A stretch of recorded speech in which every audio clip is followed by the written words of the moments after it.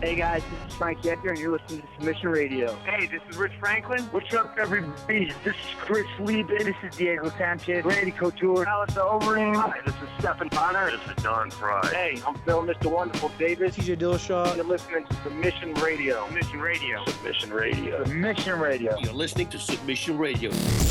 Welcome back to Submission Radio, episode 183. It is the 3rd of April. Dennis Sharadov and Kasper Ozlowski back in the house. And Cass, surprise, surprise, I am still alive. Can you believe this?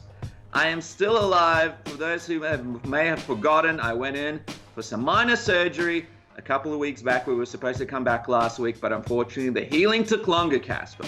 Was it emotional healing? Was it physical healing? Who knows? But it took an extra week. We apologize to everybody out there. We got some messages, fans, listeners, friends upset there was no episode of Submission Radio. I apologize to you guys, but I am back to 100% now and ready to unleash this episode, Cass, which is a behemoth return episode of Submission Radio, if I may say so myself. Can I just say thank you? Thank you for being alive. Thank you for making it through your surgery, because, man, aside from the fact that we've been best friends since 12 years old, I was not looking forward to doing a show by myself. I'll just be honest. Let's be honest about that. So I'm glad you're back, man. I'm really glad you're back. There were some options for potential replacements for myself. People from all over the world writing in, saying if I was still alive. Mm-hmm. But alas, Virgil from the WWE will not be co-hosting this program while I'm still here, damn it. Sorry, man. That goes the same for you, Ralphus. Chris Jericho was considered strong contender. Ultimately, sorry, Chris, you just can't beat the original, man. It's just wouldn't be the same. But you're right. This video, basically. Yeah, exactly. Whatever that means. Yeah. Summer nights. It is a behemoth sexy episode. We've got Tai Tuivasa, who's fighting Blagoy Ivanov at UFC 238. It's been a while since we've done an interview with Tai Tuivasa. We miss the man, miss his face. If we're lucky enough, he'll be jumping on Skype with us. Very excited to be chatting to Tai Tuivasa. Colby Covington's back on the show. I'm actually very excited to be speaking to Colby Covington because there are a lot of things to speak to him about.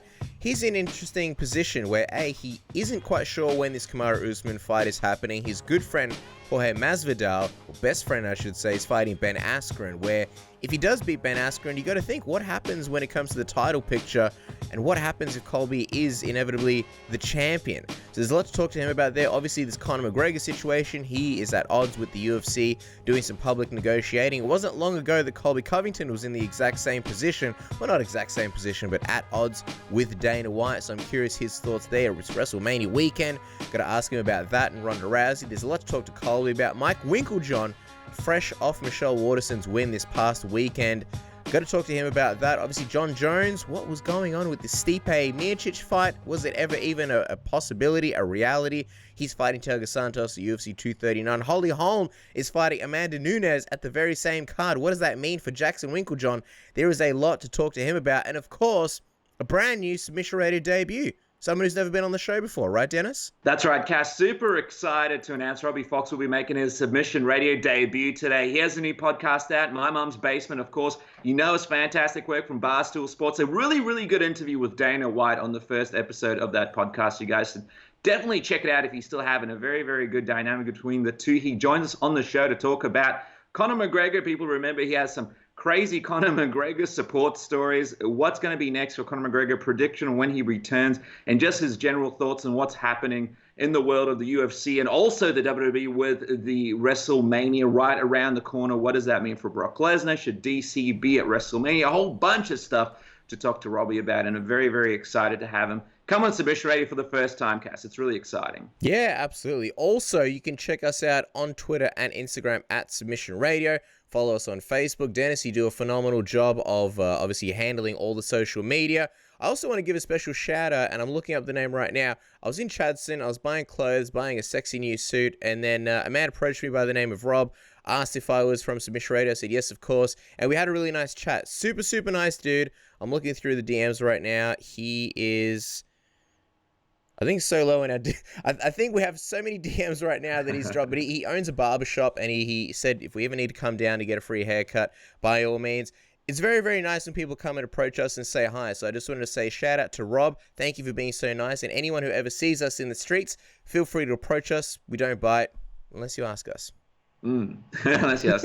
I was going to say, and that man went on to become Robert Whittaker, UFC champion. No, it's a different Rob. But Rob, thank you so much for approaching Casper, and maybe you'll approach me one day. I wonder how many free haircuts Rob's going to give us. I mean, does it get old after we get rock up a week later? Hey, Rob, I think it's like Kramer. I think it's like Kramer when it comes to the cafe lattes, where he's like, I demand my cafe latte. I have a lifetime supply.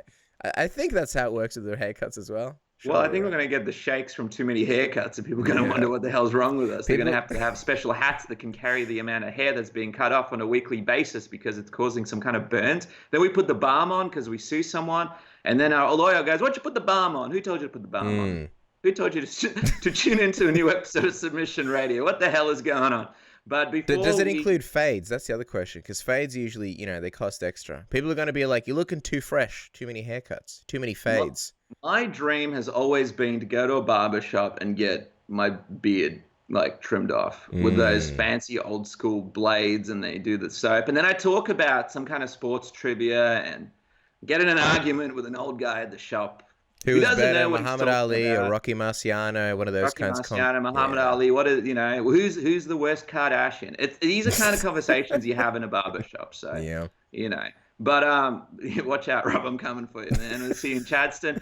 Guys, as we go into the first guest that is on the line, Cass, I believe you're about to introduce him. Just a quick reminder, everybody, on iTunes, tune in, Stitcher, leave us a review, give us your thoughts. And of course, like Casper mentioned, we do have those social media channels. You can send us a DM like Rob did. And we love talking to all of our listeners and friends. But with that, Cass, I mentioned it.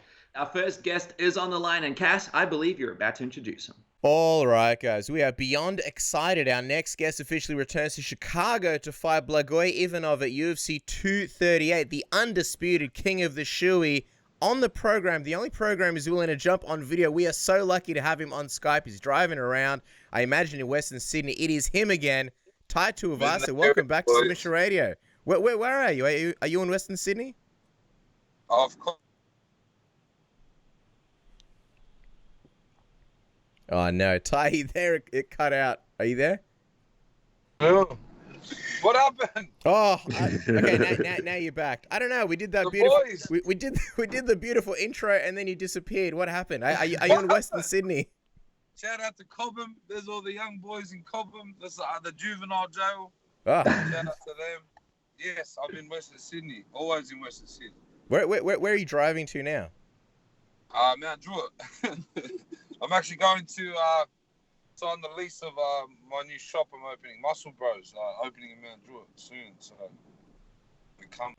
What's Muscle Bros? What's this shop for? Supplements? Muscle Bros is a protein shop, a supplement shop. Plus we got our own clothing line. So yeah, it'll be the third store in Australia, I think so. Should be good. Yeah, and of course, everybody can check some of that stuff out on your Instagram as well. You've got some great T-shirts that you're wearing and some good promo videos. That's going to be exciting. And, I mean, it's one of the things that you've been getting up to. But we're curious, how has your break been? Because when we were speaking to you in Adelaide, you were excited to take a break, recharge, spend time with your family. Tell us, how's it all been? Yeah, it's been good.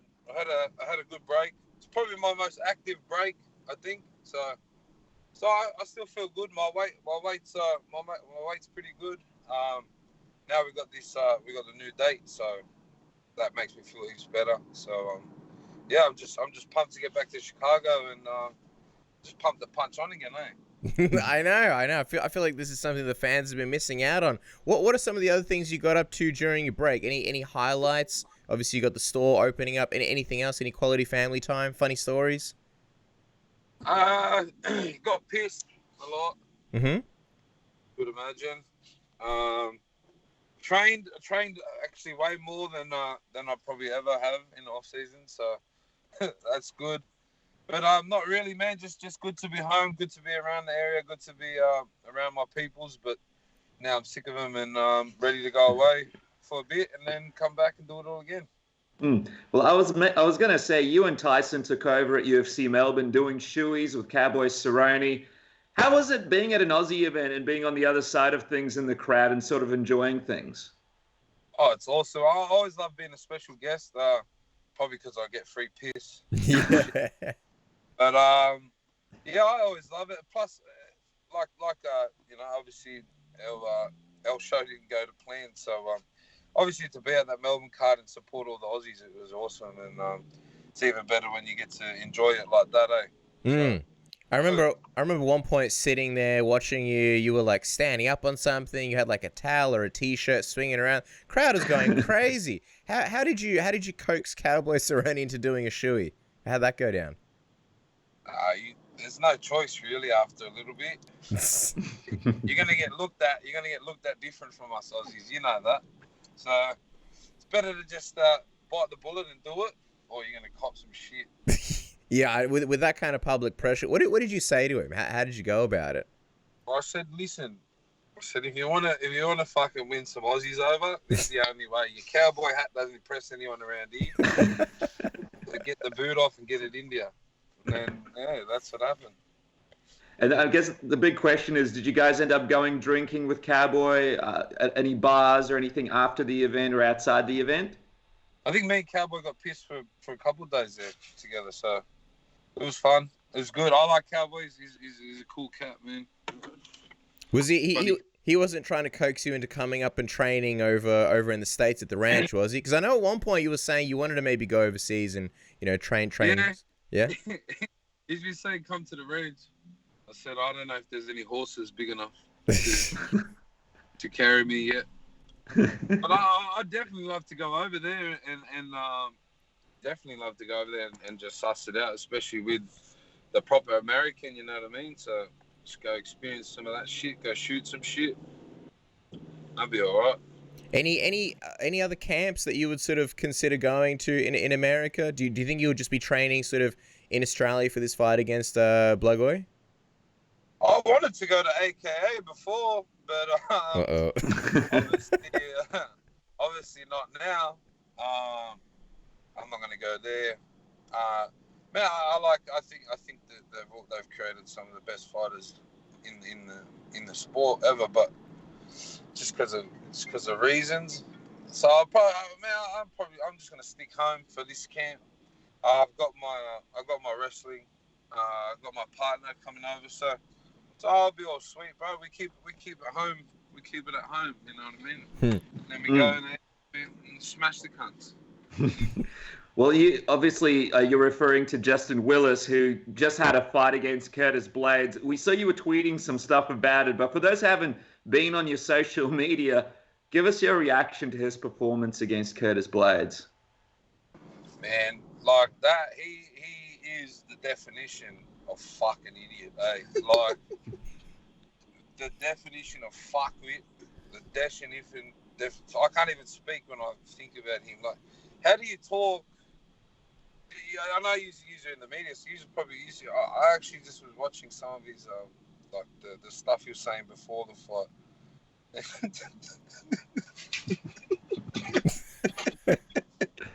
Oh my gosh!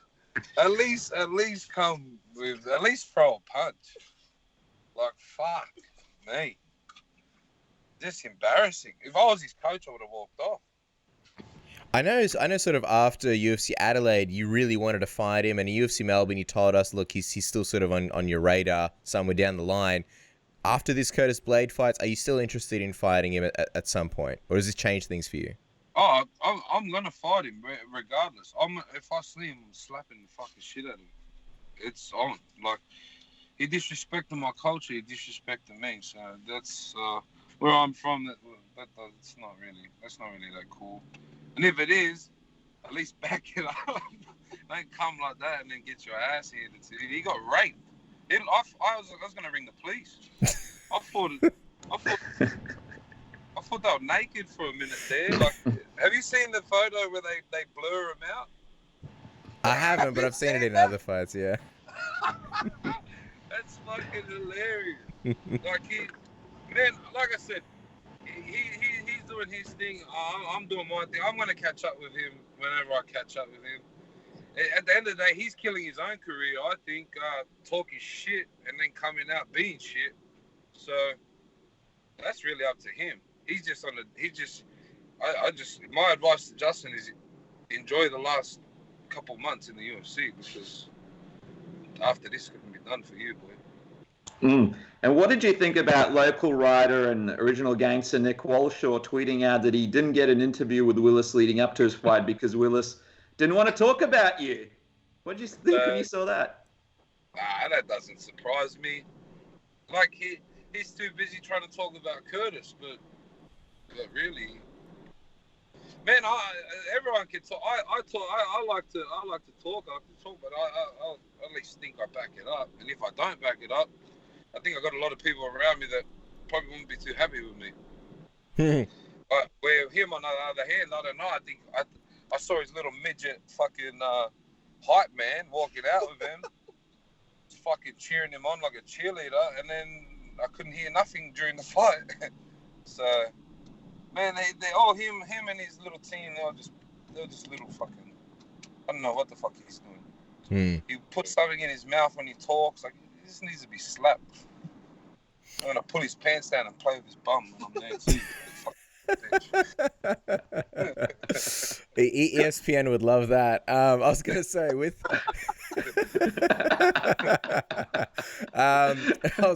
you've obviously got Blagoy Ivanov ahead of you. That's the man that you focus on. That's my focus right now, man.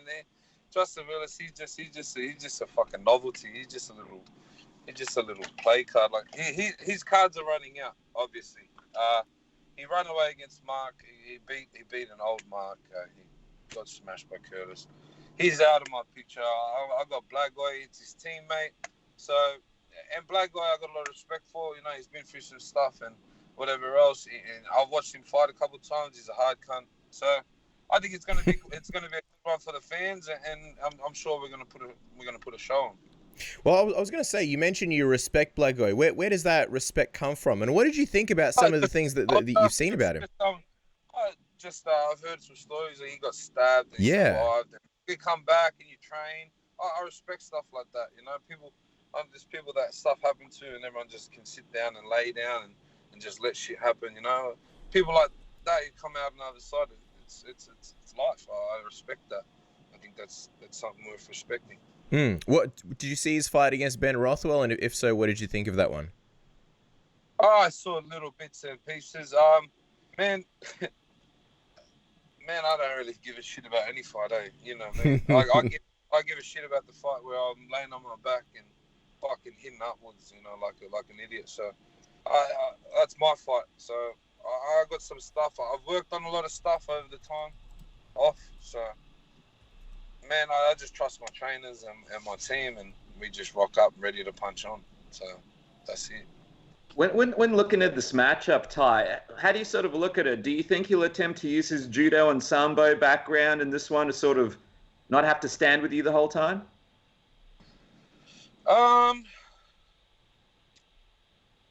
Is that what he does? Well, he's got a background in it, but it's not. I only watched a couple of minutes. I watched against JDS, and then a couple of minutes of Rothwell. It didn't look like he did any judo or anything, He's not a grinder, but he's got that in his arsenal. So I'm wondering if if you think he'll use it against you. You don't know what I got in my arsenal now. You know, you don't know what's happened in the past 3 weeks. You know what I mean? What's in the arsenal? Don't divulge, Tai. What's happened in the last 3 weeks? Long blacks. That's what happened. Their new drink from Jim Beam. They're actually called Long Black. That's what's happened. So that's what's happened. The Long Blacks are official part of the training camp. Yeah, that's what's popped up. Tai, you mentioned Mark Hunt before. We've seen you've been doing some training with him. Tell us, what's it feel like to be back with the legend and training with him going into this fight? It's always good. It's always good to be back. With Mosul. He's had his family time. I've had my family time. He's put a bit of weight back on. So it's good. It's just good to have the whole crew around. I think he might be preparing for something. I don't know, in the works. You know him; he's always up to something. But yeah, it's just good to be back around the crew and getting back into it. I'm really looking forward to fighting in Chicago again. They were all right to me last time, even though I was the outsider. But this time should be sweet. And You were fighting a guy in Arlovsky who I believe lives in Chicago, and they loved you. I can only imagine how much they're going to love you now. That's the plan. What do you think of the division in general, Ty? I know you're not really a guy who kind of looks too far ahead, but it's kind of in a weird place right now, right? You got DC waiting on Brock Lesnar to finish with WrestleMania. Cain Velasquez has got his pro wrestling debut in Mexico. John Jones is sort of teasing a fight between him and Stipe. What do you think of the division at the moment? I don't know.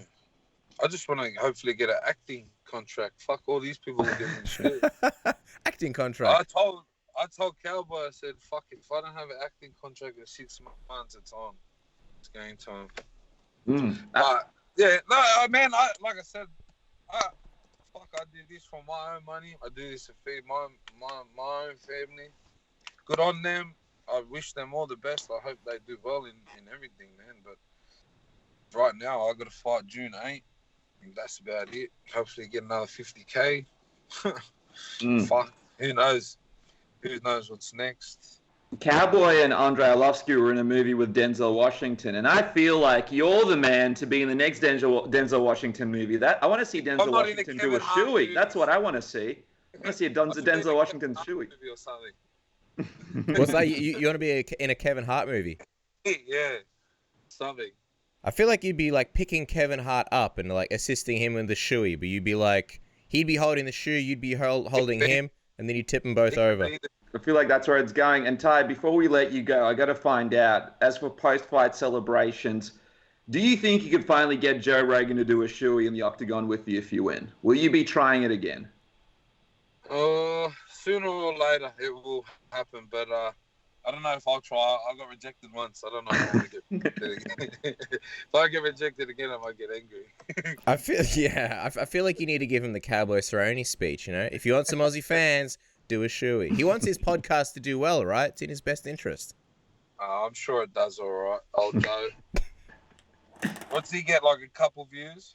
Yeah, you know, a couple views, couple million, couple of billion views. Only the biggest. When are you going on that show, by the way? I feel like he would have you on with open arms. I don't think they understand me enough for me to be on the show. But that'd be a good way, right? You jump on there. Oh no, I don't even speak proper English. We can understand you just fine. I speak English. Yeah, I'll tell you what, the people in Chicago can't wait to have you back there. It's going down on June 8th. As we wrap up, obviously we know when it comes down to a fight with Ty, it only sort of ends one way, but we have seen you throwing flying things. We never quite know what to expect from you when you go in there. So if you have to sort of think on how this one finishes with you and Blagoy, how do you think it sort of goes down in Chicago at UFC 238? I got some new shit I want to try and do. I don't know if it'll work. Probably me on the bottom, but no, of course I'm in it to try some shit. But you know me, I'm coming to fight, and if it happens early, it happens early. If it doesn't happen early, it doesn't happen early.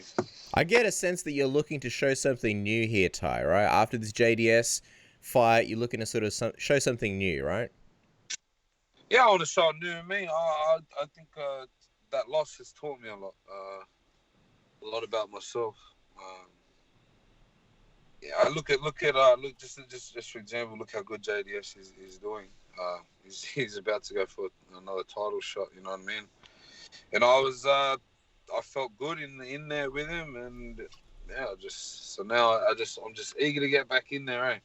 We can't wait to see you back in there. Cassie, got something else? No, so herky-jerky of me, right? We're trying to wrap. I was going to say, did that JDS fight kind of show you sort of like the next level, so to speak? Like, I guess, was it an eye-opening sort of experience? I think it hurt so much because it was just at my fingertips. I could feel it. And then a fight being a fight, it just got taken away. So it just taught me patience. Taught me... I've seen stuff before, but obviously these people have done it more than me. Yeah, it's only something I could probably understand. You know, I'm the one in there. I'm the one getting hit. I'm the one throwing hits. So, but as long as I understand it, that's all that matters. Do you feel like it's something that's going to be sort of valuable to you going forward, experiencing that in Adelaide for your career? at this point? Yeah, 100%. I've lost before. I've lost in life. I've lost many things. It's not how you lose. It's how you get back up, and it's what you take from it. Very inspirational stuff here from Tai Tuivasa. And guys, you can see him back at UFC 238 on June 8th. That's June 9th in Australia. We can't wait to see what happens at Bam Bam Tuivasa on Twitter and Instagram. Of course, check out this Muscle Bro store that's going to be opening up. Of course, we'll be sharing the details once that happens on the Submission Radio social media. We can't let people miss out on that. Cheers, boys. Thanks heaps. Thanks, Ty. Thanks for jumping on video. Appreciate it. Yeah, thank you so much, man. Really appreciate it. Take care. Safe. Bye. Hey, this is Tony Okagui Ferguson, and you guys listen to Submission Radio. Keep tuning in, guys.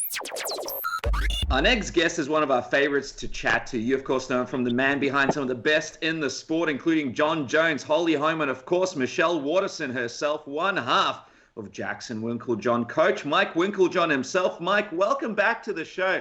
How are you going today, Coach? I'm doing great, Dennis. Casper, thanks for having me. Can't put me in a bad mood after Michelle's weekend, so I'm a happy guy right now.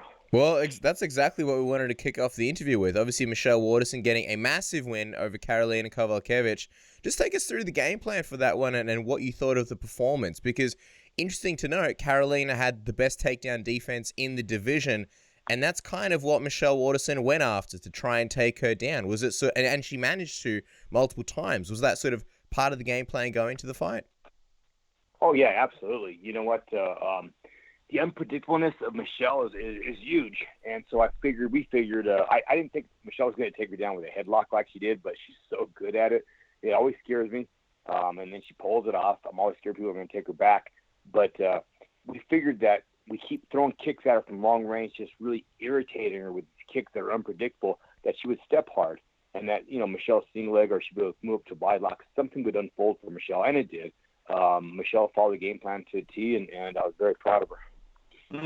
Well, Michelle has really come into her own over the last few fights, and she looks as good as she ever has. I mean, what do you attribute that to? Was there anything specific that you changed in training over the last few fights based on what Michelle has said in the past? I mean, we've seen her fight some big names, but she sort of struggled, and it seems like she sort of respected those opponents. What do you think's changed in the Michelle that we see now? A lot of repetition. She's in the gym multiple times a day.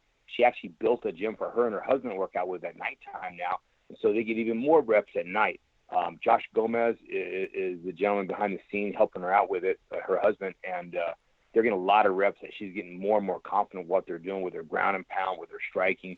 That's helping quite a bit. Joey Villasenor and Rafael Freitas Parata, those two guys, she's got these great guys that are in her camp that are just helping her out day to day, work on techniques that gives her so much confidence where she knows where the opponents are going to go ahead of time in different transition positions that it's helped out so much. Her confidence levels come up from it. She's starting to believe in her power. She's starting to believe in her takedowns even more, and you can see it in the fight. I was going to say, Michelle said that in the past she sort of had trouble fighting opponents like Karolina, who she believed to be so nice and who she respected so much. And now she's, I guess, kind of just going, and, we saw the way that she fought Karolina. It's almost as if she had no respect for her at all. She really took it to her. Is that kind of part of the mental things that you guys have been working on with her as well? Because everybody that knows Michelle knows she's an extremely lovely person. Well, you know what? She has a mental coach around with her. A lot of positive affirmations, like everybody needs. But I think she's getting focused on it. She understands this is a gigantic part of her career, and she wants to make the best of it. She's all in. Her husband is kind of same thing, full-time helping her out. It's a family that trains together. It's incredible. And so she's going to give it everything she's got to live her dream. And I think that she's finally decided that that's how she has to train. That's what she needs to do day to day, and that's what she needs to think about. And she went out there and did it. Mental coach. Who needs a mental coach when you have Coach Wink and the sand dunes, right, Coach? I mean, I feel like that's money that could be saved. They need someone to be nice to them. I'm kind of a grumpy guy, so it's kind of like, really, you do that, you get knocked out, do that. Greg is at the other side. Greg's the guy that tells them how great they're doing, how beautiful they are. So we had kind of the yin and yang there, the way we coach. But, you know what? Everybody sometimes needs to sit down with somebody from the outside that makes them think about what they're doing, how the depth of the sport, and sometimes it helps out quite a bit. Absolutely. And I mean, this puts Michelle in a 3-fight win streak right behind Tatiana Suarez and Nina Ansaroff. What would you like to see next for Michelle? And how close do you think she is to finally getting a title shot? It really seems like the UFC is behind her. She had that special on ESPN where people sort of looked into her fight camp going into this fight. Do you believe she could actually do it and get that title shot quicker than people think? Yeah, I think she'll get it this year. In fact, I think that's her next fight. I would like that to be her next fight. Michelle's highly marketable. She's very talented. I think she takes the winner of the next next title fight coming up down here in Brazil. She's going to take the winner of that fight and fight for the title. And I'm going to have another world champion this year. So I'm real excited about it. Sure. Help us understand it, because I think a lot of people are sort of looking at Tatiana Suarez and Nina Ansaroff, the winner of that maybe facing the winner of Rose and Jessica Andrade. But do you think maybe with Michelle Waterson sort of being fresh and ready, and obviously those girls fighting after Rose and Andrade fight, do you think the UFC might sort of come to her and say, look, we'll slot you in for a quick turnaround if Rose or Jessica are looking for a quick turnaround? Oh, I think so. That's my hope, and I would think that would be their goal. I think that's the most marketable choice they have as far as selling pay-per-views, whatever the case is. With Andrade and Rose, I think they're both talented fighters and they're quite different. Rose is so smart, so good at so many tools. Andrade is just a beast. She comes in, she's scary at how strong she is and how powerful she is. So definitely different game plans, but we're already starting to think about what we need to do for either one of them. It's a fascinating time. And you mentioned having a bunch of champions in the gym. You've got a bunch of people fighting for the title. And speaking of the women divisions, you've also got Holly Holm taking on Amanda Nunes at UFC 239. From Holly originally being scheduled to fight Aspen Ladd to the UFC pulling that fight to them wanting the Nunes fight at UFC 237 in Brazil. How did this fight ultimately come together, and how much of the contract negotiations did this have a part in when you guys were figuring out what was going to happen with the future? Well, a little bit of all the above. You know what? Holly will never turn out a fight. It was just myself and management that said, what's best for Holly? Is it best to go to Brazil? No. Is it because people don't get decisions there sometimes? Is it best to go in with a contract that we haven't had a chance to look at and the lawyers haven't had a chance to go over? That was just all put together. But that's where we're at right now. And I think that's the best matchup for everybody, for the UFC as well. And I think they're smart. The UFC is smart. They're making money doing what they do. That's why they're the top of the game. And they know better than to not have Holly fight, for the title. She's very marketable, and she's got the skill set to win the title. Nunes is well, you've seen it. She's another beast that can just go. She's incredible. She's great at what she does. We saw how hard she can throw at 145. She's got to fight this one at 135. But we're excited about the fight, and I'm planning on winning another world title that night. So with John Jones will have his belt raised above his head, and so will Holly at the press conference afterwards. Oh, absolutely. I was gonna ask you sort of how much that would mean for the Jacksonville camp. But you mentioned with Brazil and Holly Holm and how fighters don't get decisions there, and I guess that's totally understandable, right? Because you've got a very important, very key title fight. Is that sort of, I guess, the precedent? Sort of, I guess, your thoughts from the camp as far as looking at fighters going to Brazil, sort of maybe not wanting to do those fights there, or is it sort of a special, I guess, circumstance because it is Holly and obviously you have a much closer eye over her career?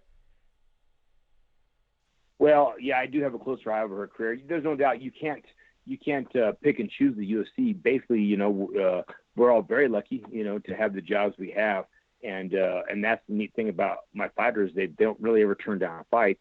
But every once in a while, some people have to sit back and go, okay, hold on a minute. You know what? If we're already going into a tough fight, we want to make sure it's on an even playing field. That's all. And it might have been, and it might not have come together anyway just because of contract negotiations with trying to figure out, what was all in the contract, the new contract the UFC wanted her to sign before she has a fight. So I don't know how it was going to play out. It could have played out in many ways, but that's where we're at right now, and we're looking forward to that title in this summer. I mean, the new contract, it's a 6-fight contract with the UFC. I saw Holly was on Ariel's show, and she discussed the fact that if she wins this fight, everybody's going to say she's the greatest of all time. If she loses this fight, everybody's going to be calling for her to retire and that she doesn't have it anymore. But in reality, I mean, she's had an amazing career as an athlete, and I know you're very particular about your athletes going out on top and not taking too much damage. Is there a sort of time limit that you see her fighting in where she does what she needs to do and then moves on to the next phase of her life, whatever it might be?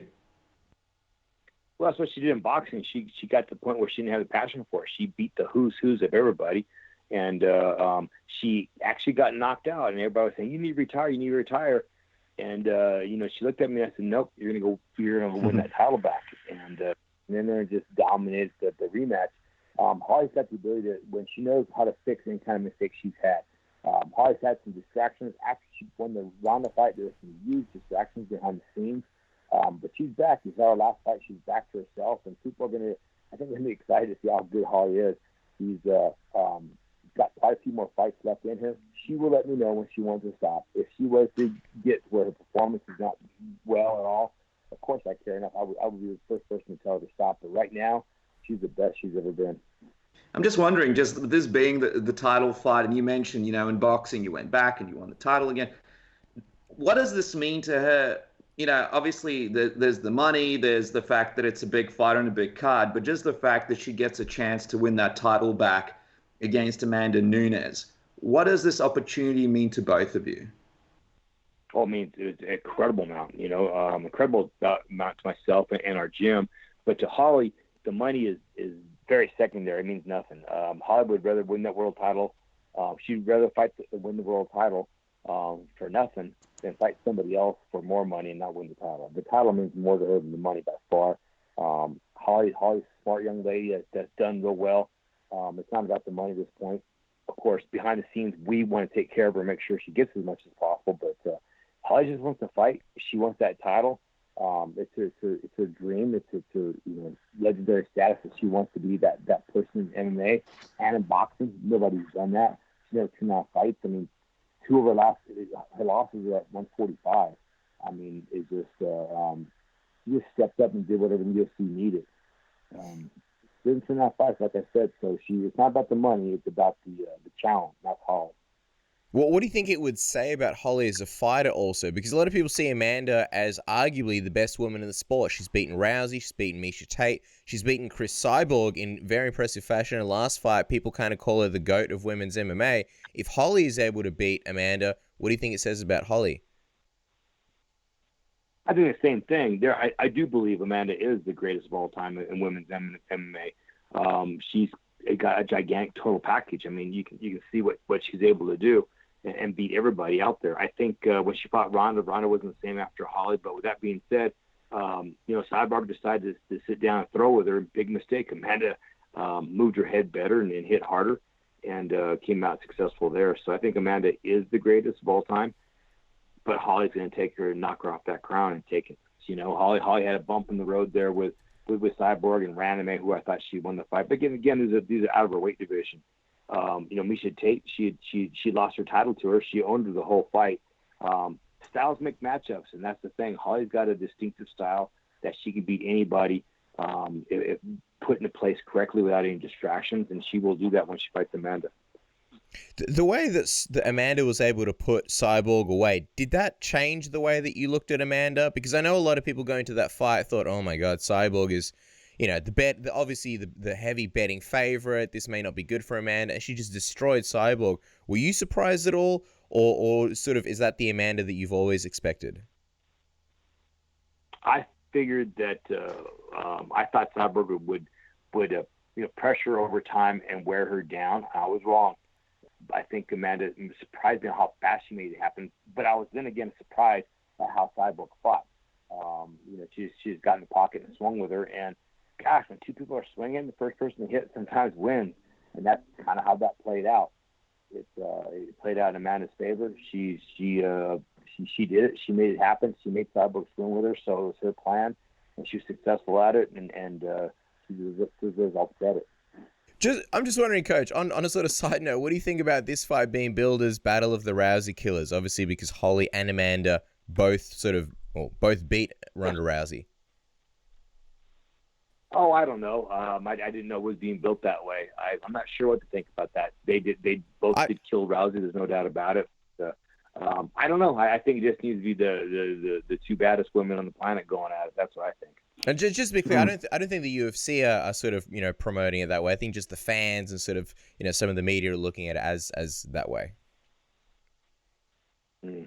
Well, I get if it sells, it sells. I pretty much could care less about all the marketing stuff. It's just I care about Holly getting that title and game planning properly and doing the training. So all the other fluff stuff is for everybody else. But we're just going to try to figure out what we need to do to win the fight. And UFC 239 is going to be a very busy night for Jackson Winkeljohn. I mean, you've got Holly home. You also got John Jones defending his belt on the same night, on the same card. I mean, you guys have had big cards before and a lot of fighters on the same cards before, but just take us into what kind of work does it take for yourself and for your coaches to prepare for such a massive night where, you got to quickly turn around right after one fight and go in and prepare the other fighter, make sure the other fighter's mentally ready while the teammates are fighting. Just take us into that process, because it's a process that's always been fascinating to me. Well, you know what? It is going to be quite intense. There's no doubt about it. We have almost the same coaches across the board that help out both fighters, but we have some extra coaches that help out John Jones. His team, his close team is a little bit bigger, so that's a beautiful thing for this fight, because when I'm out there with Holly, these guys can take over and continue the reps that John needs to get warmed up.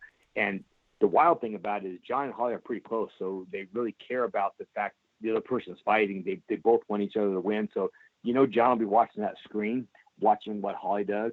But the nice thing about John is he's able to detach. He's there for his own fight, and that's why he's the best at who he is. And mentally, he's that strong that no matter what, even if Holly was a slip and something stupid happened, he would overcome. It's not going to happen that way. He's going to jump up and down and take the excitement from Holly winning the fight and go forward into his fight with that kind of motivation. I'm glad you mentioned that, because that's always kind of a storyline going into, cards where there's teammates fighting back to back, especially with such high stakes. But just on John, take us into this, because for a moment, obviously he's fighting Thiago Santos, but for a moment there, it looked like he might be fighting Stipe Miocic. He was sort of teasing it. There were reports that maybe the UFC were looking at that fight. What exactly happened there? Oh, I have no idea. You know what? I thought we were fighting Santos the whole time. But you know what? A lot of it's, I have no idea if the UFC was involved in it, if that was just John pulling his leg. You know what? I really don't know. I'm a nobody. I just tell me who John needs to train for a fight, and I get him ready for that fight. It's fascinating, because from where all of us are sitting, the big question was, if John was sort of interested in that fight, what was the allure of the fight, seeing as Stipe is no longer champion? Was it possibility to beat Stipe in more impressive fashion than DC? Was when he was at heavyweight, or maybe was it the fact that John Jones is getting a little bit bored in his division? Just fill us in on that, Coach. How's John feeling about being at light heavyweight? And has he mentioned to you about moving up to heavyweight just to keep things a little bit more interesting for himself?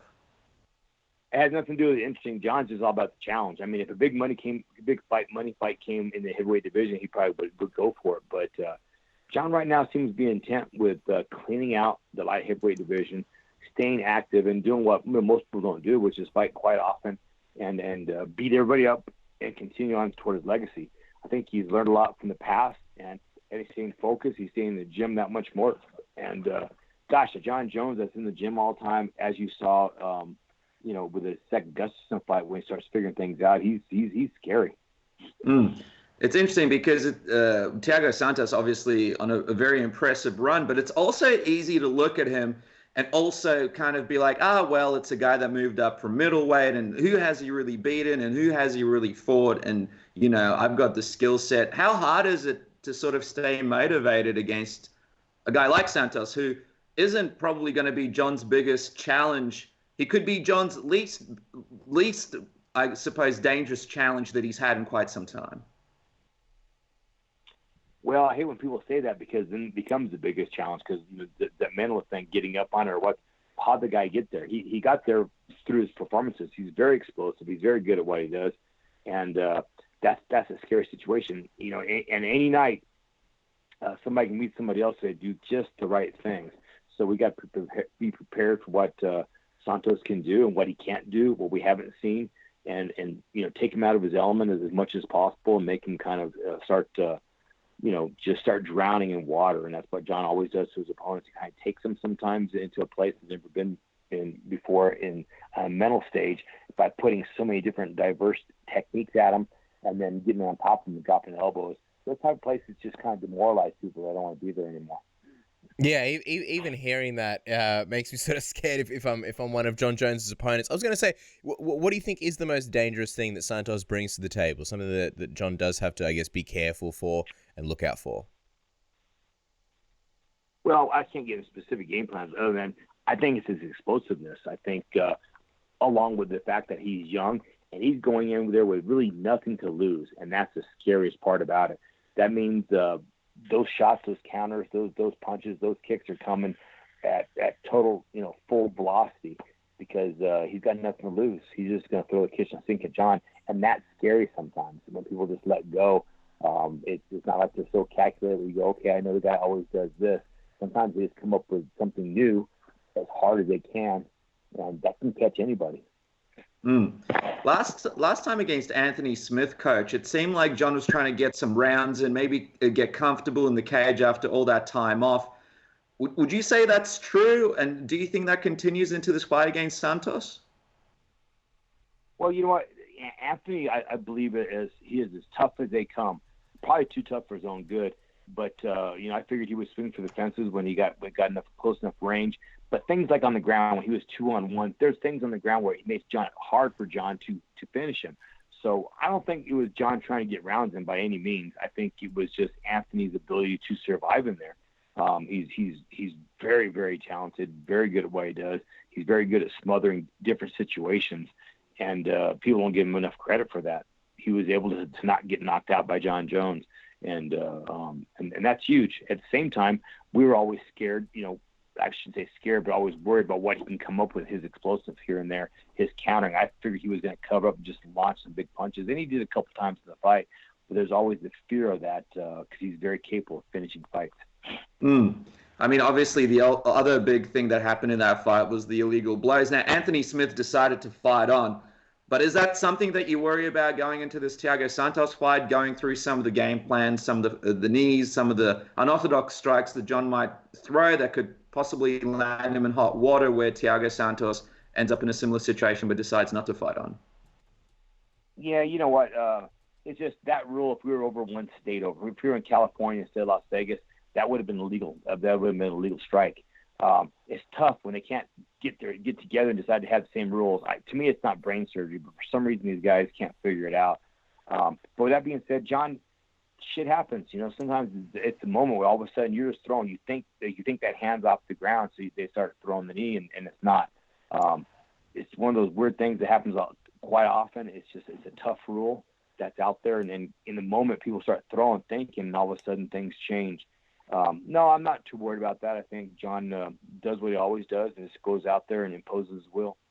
It's going to be a fantastic fight. People can't wait to see it. UFC 239. We'll let you go in just a minute, Coach. But after this fight, it looks like most of the division is going to be cleared out. I mean, you do have guys like Luke Rockhold moving in, which makes an interesting matchup if he wins his fight and maybe another one. But in the meantime, do you anticipate that we might possibly see John move up if he beats Thiago Santos up to heavyweight, if there's a great opportunity offered, maybe against DC, maybe against a guy like Brock Lesnar who's competing at WrestleMania this weekend?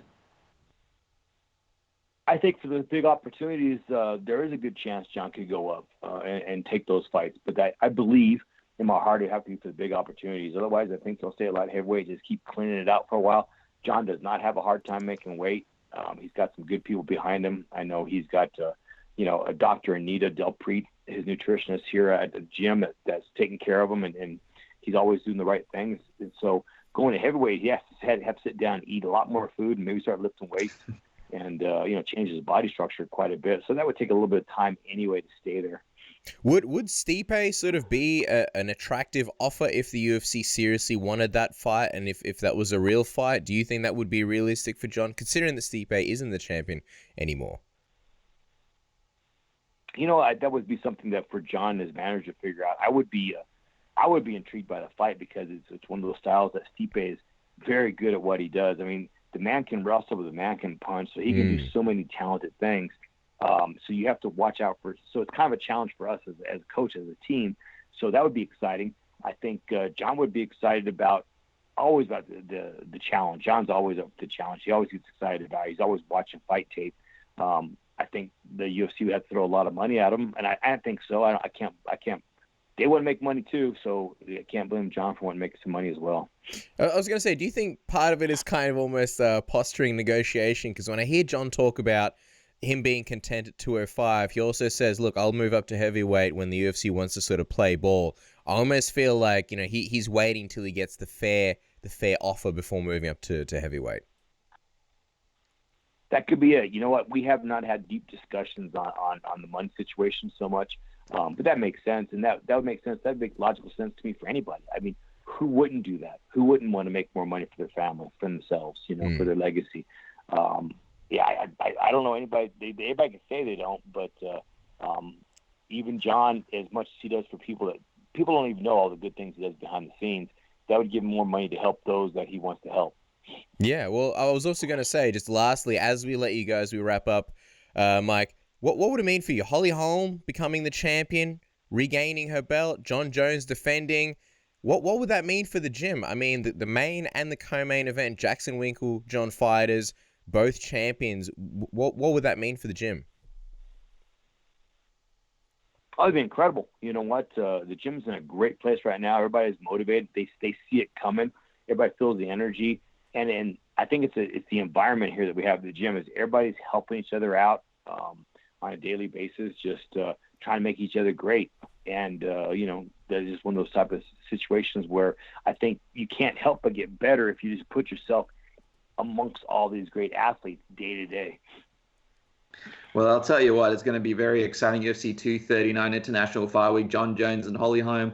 One defends his title, the next tries to make history and winning her title back. Of course, a lot of great fighters coming out of the gym as well. Guys, make sure to follow Coach Wink on Twitter and Instagram at MMA Coach Wink, and check out Jackson Winkeljohn. A lot of fantastic programs there, especially for Aussies who want to go up there, train, check out the gym. It's a fantastic facility, opportunities to possibly go up there, train, stay over there, and experience the sand dunes with the one and only Coach Winkeljohn. Mike, it's been too long since you've been on the program. Don't be a stranger. We can't wait to have you back, and best of luck going into UFC 239. Gentlemen, thanks for having me. This is Chael Sonnen, and you are listening to Submission Radio. All right, guys, our next guest is one of the UFC's most polarizing characters, the interim welterweight champion and the first ever UFC champion to be invited to the White House, the great American winning machine himself, Colby Covington. Welcome back to Submission Radio. How are you today? It's great to have you back on the program.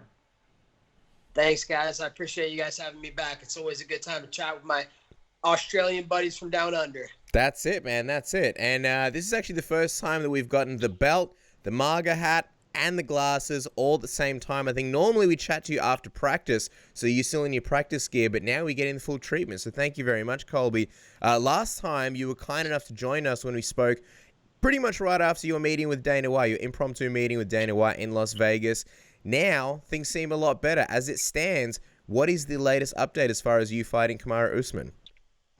Yeah, we're just waiting on him to stop faking injuries. He's trying to extend this ass whooping. He's trying to hold on to his number one contendership belt as long as he can. So, we're just waiting for him to stop faking injuries and making up all these different excuses why he wants to push the date back. So that's kind of where we're at right now.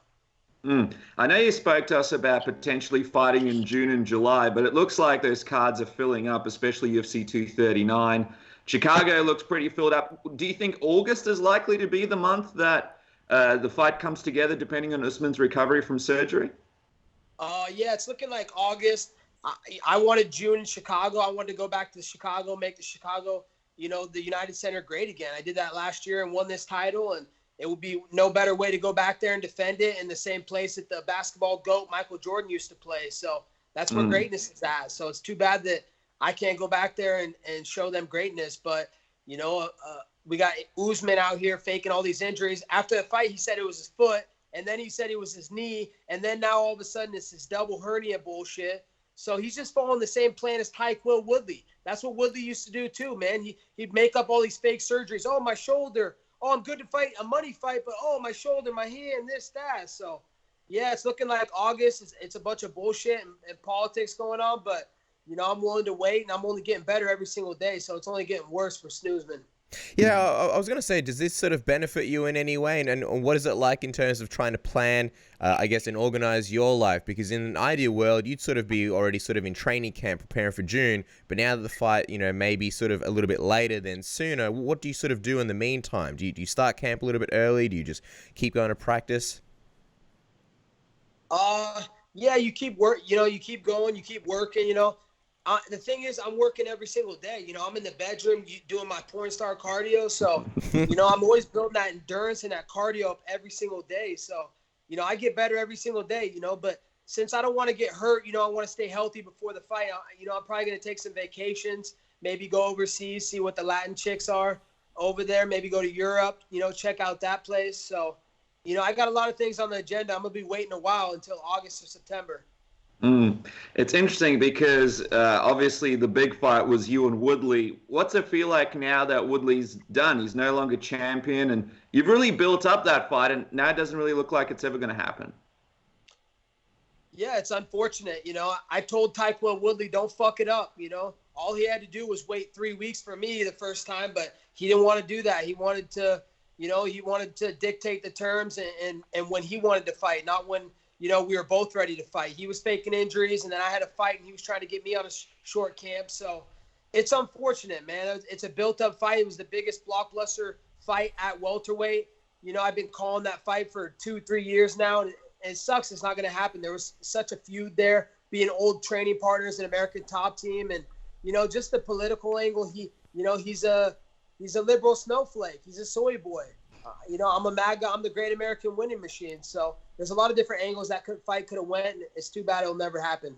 Now that it looks like you guys won't fight, how do you feel about him? Do you still have ill will towards him, or is it something that's behind you now? Yeah, it's something that's behind me. I'll enjoy him being my gatekeeper of my division, and just sitting on the outside, wishing he had what I want and beg for me.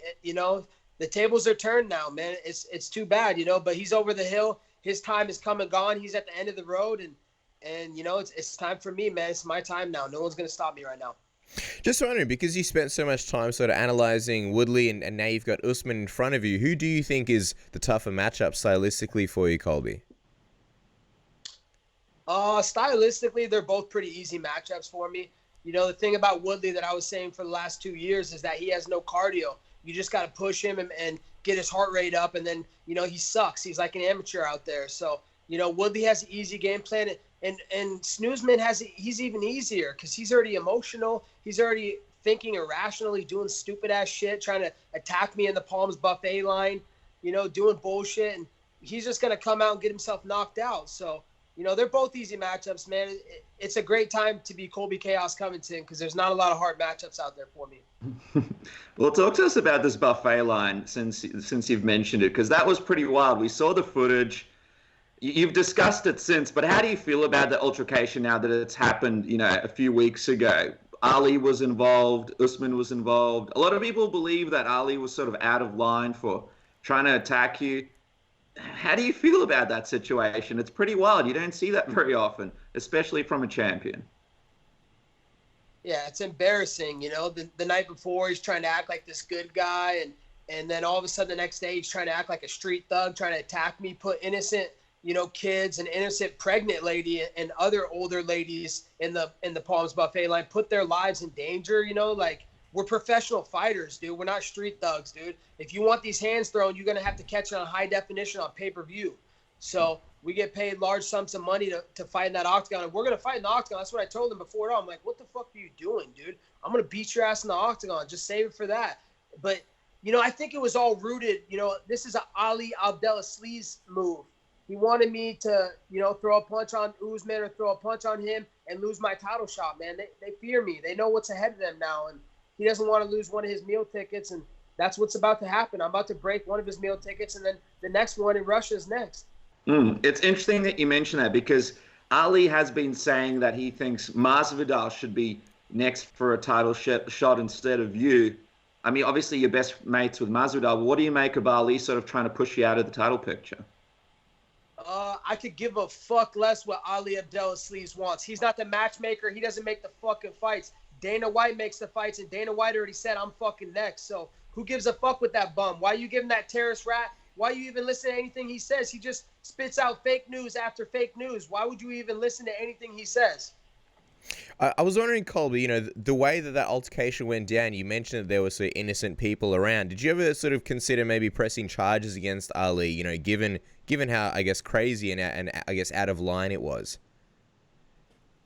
No, I didn't think about that. You know, I think what's going to be more rewarding is just smashing Snoozman, putting him out unconscious and just laughing over at Abdelaziz. You know, he's going to get what's coming to him, man. He's a little terrorist rat. He's already got enough people. He's an FBI informant. He's already got enough people on his hate list that are going to take care of him. Karma's going to come to him. I promise you that. He's going to get karma.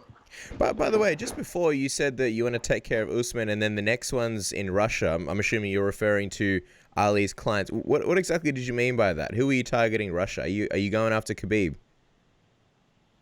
Yeah, I mean, it's an easy fight, and he's already been asking to fight GSP in between welterweight and lightweight, and I can make in between welterweight and lightweight because I'm not a big welterweight. So, you know, it's going to be more rewarding to smash two of Ali's biggest clients and just leave him crying, dude. He's already emotional. You saw how emotional he was the last fight. So taking down two of his clients and meal tickets is going to be a sweet feeling.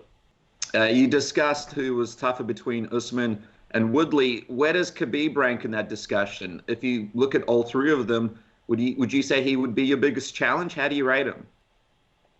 Oh, man, he would be my easiest challenge. He's small, and he doesn't even do what I do as good as I do it. You know, he can't wrestle as good as me. He's never faced a high-level Division I All-American, a kid who's been wrestling his whole life. That Sambo shit, that shit's weak, man. If wrestling were easy, it would be called Sambo. But it's not. It's called wrestling. But by the way, I got to ask, while we're sort of talking about, you know, the Palms incident, altercations, what did you think of your boy Jorge Masvidal and the situation that he had with Leon Edwards over in UFC London, and the way that he now infamously, much to the love of the fans, gave him a 3-piece and a soda? You know, I'm just worried about Marty Snoozman right now. I'm not worried about anybody else. I'm just worried about Marty Snoozman. You know, did you hear him on Joe Rogan? He was talking about he was trying to talk about building a wall and illegal immigrants. He doesn't even know the difference between illegal and legal immigrants. He's like, oh, I'm doing this for all the wrath of the immigrants. I'm gonna beat Colby's ass for the wrath of the immigrants. It's like, dude, what are you talking about, dude? I'm America's champion. If you're talking about legal immigrants, all the legal immigrants love me. They love what I'm doing. I'm literally the American dream. But he doesn't know what he's fucking talking about. He's just spewing all this fake news. Has anybody not realized how boring he is and just how lame? He just makes up shit that Ali gives to him. You know, I have to say, Colby, sort of, you've always been a polarizing figure, but I have noticed just from sort of YouTube comments and Twitter comments, I almost feel like the tide is turning. There's a lot of people saying, I didn't know about Colby in the beginning, but, you know, I'm really starting to come around. I'm really starting to like him. You know, he's funny and this and that. I feel like there's, I guess, a lot more people behind you these days. Are you noticing that sort of change? Are you noticing, I guess, a lot of the new, I guess, followers and fans that you're getting? No, you know, I don't pay attention to that. You know, my fans, I've always, you know, they know how I please them. I please them by, you know, entertaining them day in and day out, not just when I fight. I entertain them when I go out there and I keep getting my hand raised and I keep winning for America. So the only thing I see is red, white, and blue, and occasionally green when it goes into my bank account.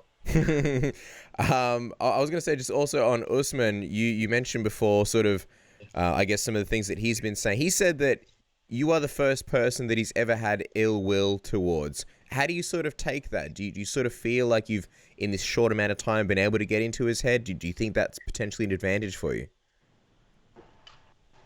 There's no doubt about it. It's an advantage. You know, he's already thinking, speaking, and acting emotionally. You know, I don't speak. I don't have emotions, man. If you guys know me and know what I'm all about, it's that I don't give a fuck about your feelings. I say how I feel, and I talk the talk and I walk the walk. So, you know, this isn't the feelings business. This is the fight business. And I'm also not, you know, a lot of these guys, they're just trying to make friends with everybody in the UFC. It should be called the Ultimate Friends Championship because that's what everybody's trying to do. I'm here to do business. I'm here to make money.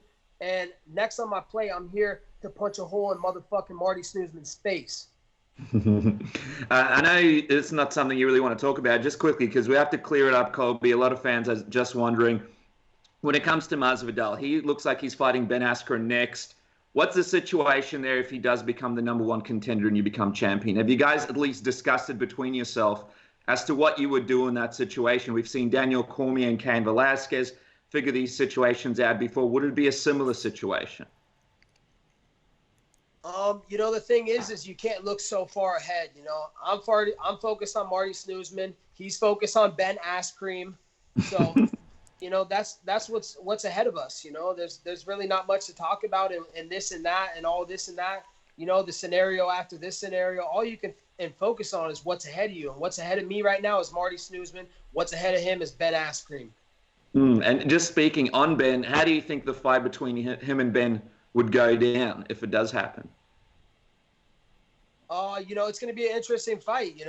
Ben Askren, he obviously showed that, he doesn't know how to take a punch and he can't punch. So if he can get George to the ground, then it's going to be a long night for him. And if not, then, it's going to be a long night the other way around. I honestly, I don't know, man. It's a pick-em fight. I was gonna say, just on Jorge, I don't know if you want to sort of telling this, but for people who haven't seen, there is an excellent vlog with you and Jorge. You guys just hanging out. It's called Tales from the Grind. It's almost famous on Reddit, and sort of just going off this Leon Edwards situation. Have you ever had any crazy situations like that with Jorge Masvidal when you guys were hanging out in Miami and I don't know, he maybe gave someone else a 3-piece in a soda? Do you have any stories like that by any chance, Colby? Nah, man, I don't got any stories about that. Sorry, man. The only stories I got, I got a good story when I was at the White House with the President of the United States, Mr. Donald Trump. He was just telling me about how much he loves pro wrestling since it is WrestleMania weekend, and yes. I'm going to be going to the WWE soon. We might as well tell you this about how Trump was talking about his hair versus hair match versus Vince McMahon. Yeah, what a great time! Wow, did he say anything crazy about it? We remember that moment. It was pretty wild. Who could believe that would be the President of the United States? Did he give you any sort of sneaky backstage information that none of us knew about? He was just, he was telling me just funny story how, he couldn't trust Vince McMahon, and he almost thought that Vince was even even though Vince was supposed to lose, he was thinking he was gonna play a prank on him, an April Fool's joke and make him win and shave Trump's head. So when he told me that, it was pretty funny. Yeah, unbelievable. Speaking of the WWE, because we did want to get your thoughts on a couple of things. You mentioned that you'd like to go there one day. Did you see the story that John Oliver did on his program about the mistreatment of wrestlers, how they're classed as independent contractors? And if you did see that, did you see some of the parallels between the UFC and the WWE? Because there's a lot of similar things that he pointed out between the WWE and the UFC where people are mistreated, and it's a similar situation.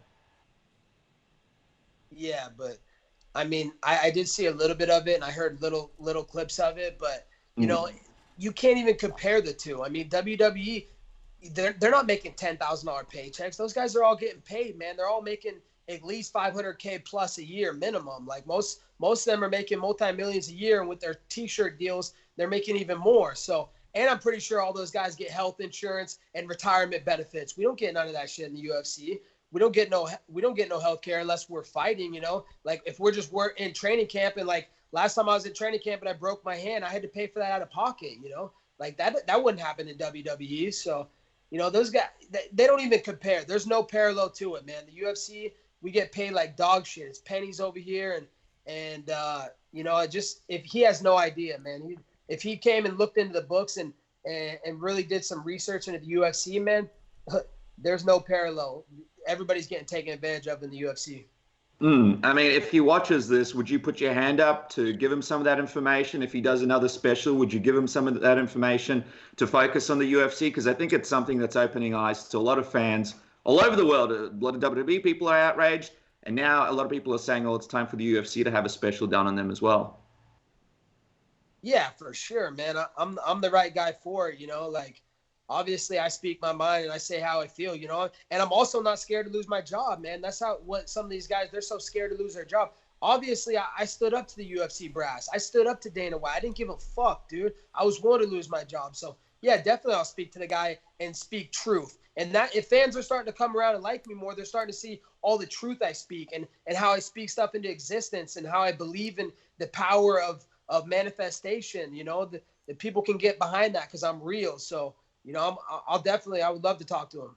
Well, I think that the situation that you had with Dana White and butting heads with the UFC, I think that was almost like a Stone Cold Steve Austin going up against Vince McMahon back in the day, where, you know, people could sort of relate to that. But just in light of that situation, you and the UFC butting heads, what did you think of Conor McGregor's recent, you know, retirement?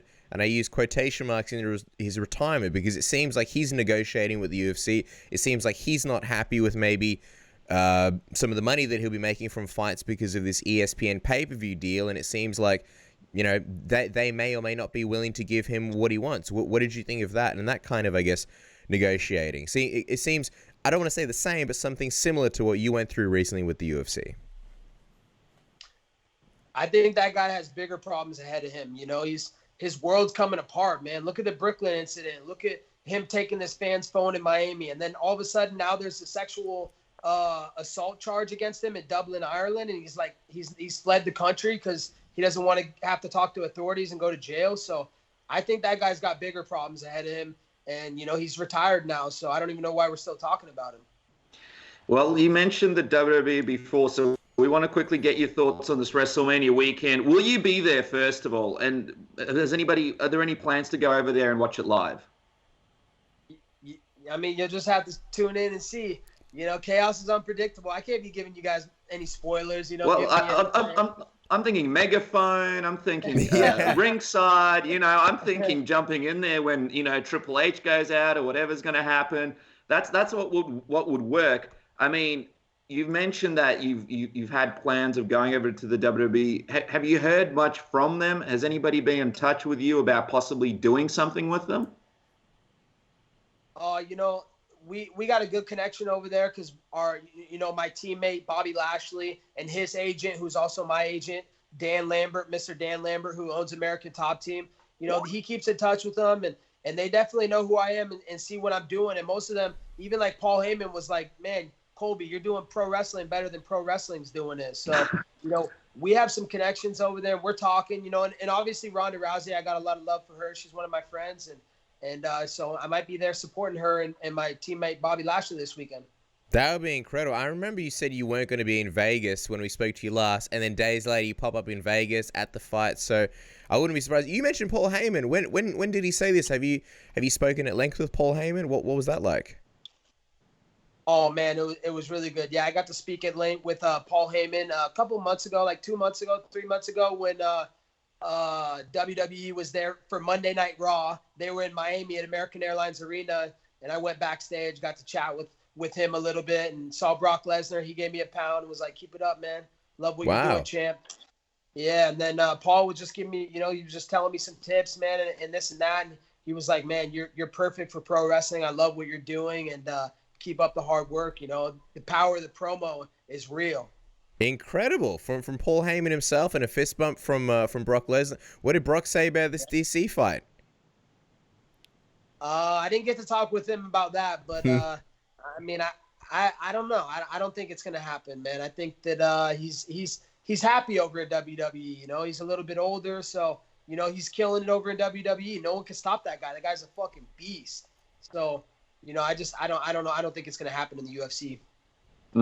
Well, as we wrap up, we have to find this one out because everybody's gearing up for WrestleMania. What is your favorite WrestleMania of all time? Do you have one that sticks out in your mind?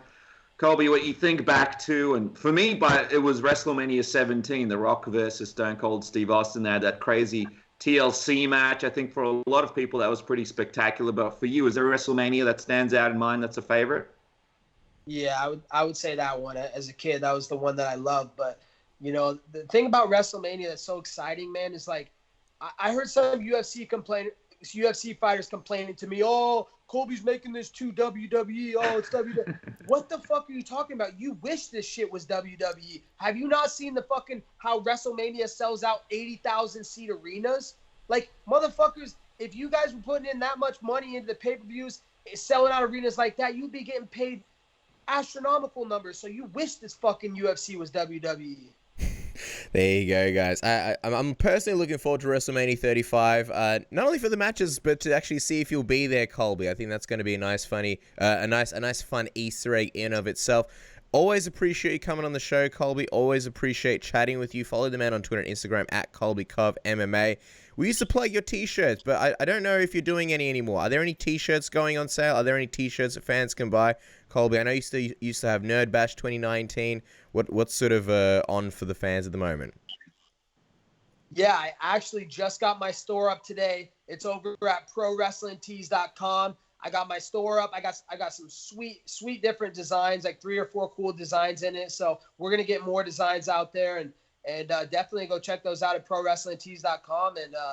And the future's bright, man. If you wear a Colby shirt, realize that no snowflake is safe, and people are gonna have feelings around you. There you go, guys. ProWrestlingTees.com. Again, thank you so much, Colby. Always appreciate your time. Thank you so much. Appreciate it, guys. Have a good one. This is TJ Dillashaw, UFC champ. Listen to Submission Radio. It is a pleasure to welcome this next guest to the program for the first time. You know him from his hilariously awesome work on Barstool Sports, his new podcast, My Mum's Basement, which featured a fantastic interview with Dana White in the first episode. The man who stands up to City Hall when McGregor is in trouble. He joins us here right now. Robbie Fox, welcome for the first time to Submission Radio. It's great to have you on the program, man. Thank you guys for having me. I'm actually a big fan of what you guys do here, so I'm very excited when you guys DM'd me. I was like, oh, damn, I get to go on Submission Radio. Hey, thank you very much. I mean, the feeling is absolutely mutual. Before we get into it, tell us, man, how does it feel to be a fellow podcaster? Of course, this isn't your first foray into it, but now you're back. You've got your own podcast. Dana White, as your first guest, I got to say, big ups, man. How does it feel to be back in the podcasting world? Very exciting. I love podcasting, and I used to host a wrestling podcast, and way back when I was in high school, I did an MMA podcast, but now that I'm back, I'm doing a podcast about MMA, wrestling, comic books, comic book movies, Star Wars, kind of literally everything that I'm into, so I'm really excited about getting the opportunity to talk about so many different things. I have to ask, because I'm personally curious, did you hear anything from the UFC after that Dana White interview? Because you gave it to him a bit. You grilled him about Conor McGregor in the co-main event, and I agree with your points, and it was really fun to sort of hear and see you going back and forth with Dana. Did you hear anything from Dana afterwards? Yeah, I actually did. I heard that Dana had a blast on the interview, and he enjoyed it, which was good. Cool. Can't ask for anything more than that, but yeah. Yeah, well, I'll tell you what, it's an awesome interview, and people who haven't checked it out yet need to definitely go on and check out that episode 1, of course, episode 2 as well, I believe. You talk a bit about Wrestlemania, something that we want to talk to you about in just a second. But before we do that, obviously you and Conor McGregor have a bit of a bond. You like the man, you support him, and who can blame you? He's an absolutely polarizing figure. What was your reaction when you saw his retirement tweet? Tell us, where were you? What were you doing? And what was the first thing that went through your mind when you saw that? Boys, I got to be honest. It was a rough moment because what had happened, if we're just being 100% honest here, I had dabbled in the marijuana on Monday night. Because I was celebrating the launch of the podcast. I got a positive response to the Dana White interview, dabbled in the marijuana, fell asleep, and 5 minutes later woke up to my text tone, which is an R2-D2 text tone, going off, sounding like R2-D2 just got shot on the back of an X-Wing. And I'm like, which is, of course, never a good thing. I open my phone. I have 1,000 texts. It's about Conor McGregor retiring. And I was just like, oh, come on. Don't do this again. Kind of the same reaction everyone else had in the MMA world where we know it's not real. And it's like, you can't fake retire twice. You get one in the barrel and, go back on it. You can't fake retire twice. So that was where I was. That was the state I was in when I had to go write about Conor McGregor retiring. So when you look at this situation, and I know some people sort of felt that Dana White was calling Conor McGregor's bluff. He went out on a whole bunch of media outlets and kind of said, yeah, good for him. If he wants to retire, he should do that. Kind of a few backhanded things saying that, he hasn't won since 2016 and things like that. But now Dana White's gone out and saying, look, we can make him happy. Do you feel like they've sort of changed course? I almost feel like the bluffing is over to a degree, and now they're kind of saying, all right, we need him. We want him back. That's definitely what it felt like. The initial passive-aggressive Dana White texts were amazing. It was so classic Dana, like him being like, "Stars come and go, and we wish Conor all the best." It was like, oh my God, are we really playing this game publicly, guys? But yeah, since obviously it seems like they went back. Someone was tweeting him about the Proper 12 commercials running after every single commercial break UFC Philly, and he was like, "You'll watch him and like him, you goof." So it seems like him and Conor are back on good terms. I love it because it's like a high school drama. This is exactly what would happen, I imagine, in any high school when someone's going cold on someone and they're like, "Check out the texts. Look what they said about you." And I love how it works in major sport like the UFC with a guy like Dana White and Conor McGregor. Let me ask you this, though, Robbie. If you had to predict, because Conor's good at making predictions, but if you had to predict when Conor returns and against who, what would your prediction be? At this point, it's tough, right? Because we just saw the allegations against Conor, so that throws a whole nother curveball in the whole thing. But I know he still wants to do that July 6th, the UFC 239 card. As far as who they could put him against, I don't know, because I thought it would be Nate Diaz. I thought that makes sense right now. You know, a lot of people are saying it seems like a fun fight that you could do right now. It doesn't really disrupt the division, doesn't get anyone in the way of a title fight, and it's a good way to get Nate Diaz back in the octagon. So I would say that, but at this point, like, I don't know, maybe Tony Ferguson? Yeah, Ferguson versus Conor would be a really fun fight. I wonder, and I'm not saying that you're a legal expert or anything, but how would you see it happening if the UFC booked Conor McGregor for a fight, and then in the background you've got these sexual abuse allegations, and then if that was to sort of go not in Conor's way, you've got this massive drama that I think the UFC wouldn't really be able to get their way out of, in a sense. Yeah, it's like, definitely, I feel like it's more serious than people are giving it credit for, in that, I haven't seen a bunch of major outlets pick this up after the New York Times put it up, which was bizarre to me. And if these allegations hit in the middle of a fight camp or like leading up to a fight, I can't imagine he goes on with the fight if they get more serious. And if they hit afterwards, who knows? I've said publicly, I'm a huge Conor McGregor fan. I support Conor McGregor through thick and thin, and the court cases and all that. This one is on another level where I kind of feel weird about the whole thing. So I've been very much turning down the executive director of support shtick I've got going. And if they turn out to be true, obviously, I'm out on that. But we'll have to wait and see. Wow, it's going to be interesting. Is there another fighter that you imagine moving on to, or is it a situation where you just want to sort of be single for a while, see how things play out, maybe play the field, see what fighters feel right before you sort of get into that role again? Yeah, maybe be a bachelor for a bit. Who knows? Yeah. I feel like there could be a program where a bunch of MMA fighters go into a house to fight for your affection. It could be like The Bachelor, but it would be much better, and people would actually watch it for a change. Let me ask you this. I love that.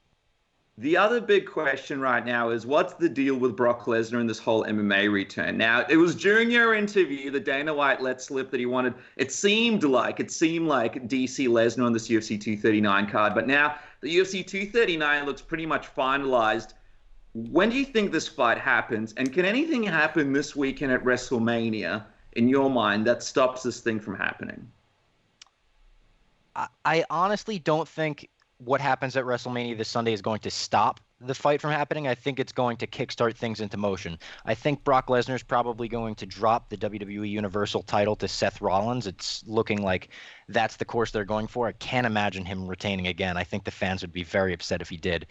But after that, I think they will go ahead and try to book that Cormier-Lesnar card, maybe 240 if they want to do something big at is that the end of July card or maybe the early August one? Does look like 239 is finalized, but I can see Brock Lesnar returning to the octagon this year to challenge Cormier. I really think it's going to happen this year. And I mean, wouldn't it just make sense to have Daniel Cormier sitting at ringside, sort of like Ronda Rousey did back in the day, watching the match? Or do you think it's not something that Vince would sort of go for?